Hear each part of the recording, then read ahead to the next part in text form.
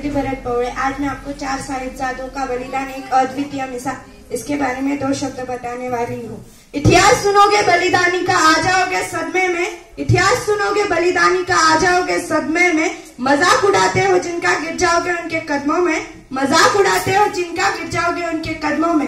गुरु गोविंद सिंह जी को 4 बेटे थे। 1987 में उनके घर 1987 में उनके घर अजीत सिंह जी का जन्म हुआ। 1991 में झुंझर सिंह, 1995 में जोरावर सिंह और 1999 में फतेह सिंह का जन्म हुआ। यह 4 साहिबजादे इतिहास में सबसे अल्पायु के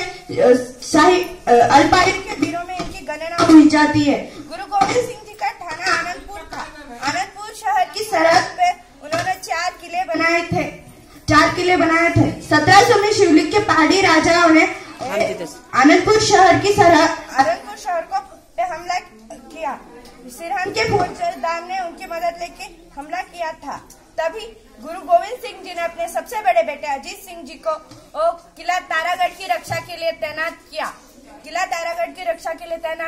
4 दिन के घमासान युद्ध के बाद अजीत सिंह जी की जीत हुई।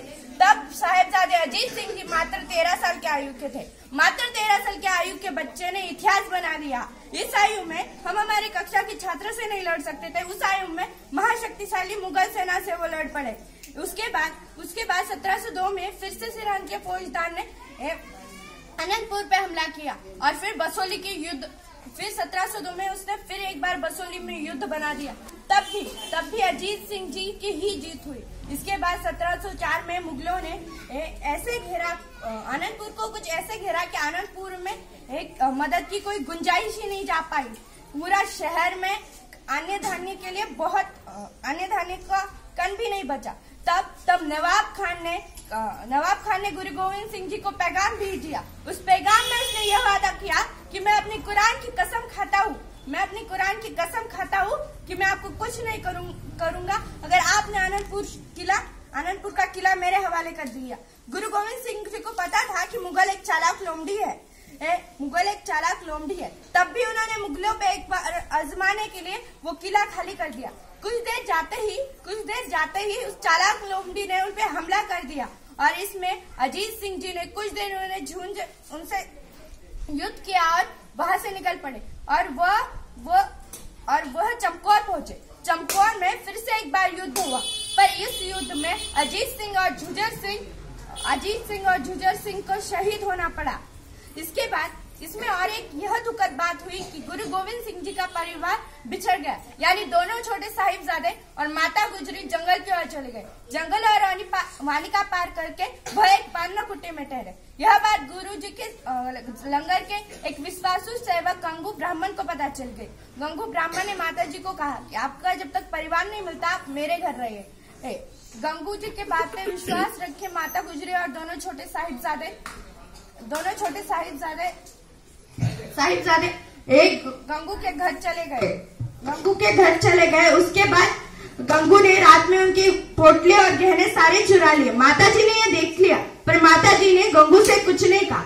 दूसरे दिन गंगू कोतवाल के यहाँ गया और कहा कि माता गुजरी और दोनों छोटे साहिबजादे मेरे पास है, वो मेरे घर में छुपे। मुरंडे के कोतवाल ने दूसरे दिन माता गुजरी और दोनों छोटे साहिबजादों को मुरंडे का हवाला ले जाया गया। फिर माता गुजरी ने उन्हें कहा कि हिम्मत मत हारो, तुम्हारे दादाजी गुरु नानक जी, गुरु तेग बहादुर और तुम्हारे पिताजी गुरु गोविंद सिंह और तुम्हारे दोनों बड़े भाई जिस धर्म के लिए मरे हैं, हमें भी उस धर्म के लिए अपनी जी जान दे लेंगे, लेकिन हम पीछे नहीं हटेंगे। इसके बाद उन्हें बची ठाणे ले जाया गया। उसके बाद उन्हें ठंडे बुर्ज रखा गया, जहाँ हार कपा देनी चल रही हवा किसी को भी कमजोर बना सकती थी, लेकिन वो अपने विचारों पर अटल रहे। दूसरे दिन उन्हें नवाब खान की कचहरी में ले जाया गया। तब अंदर जाते ही दोनों शेख साहिबजादे गरज पड़े, वाहे गुरु जी दा खालसा, वाहे गुरु जी दी फतेह।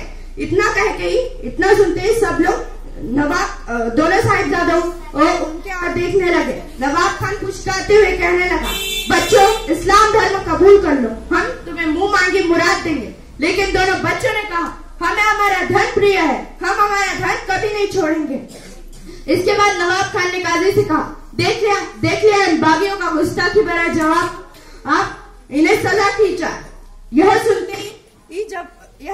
के भी जब दोनों साहिबजादे डरे नहीं तो वहाँ बैठे दीवान ने कहा, अगर तुम्हें छोड़ दिया जाए तो तुम क्या करोगे?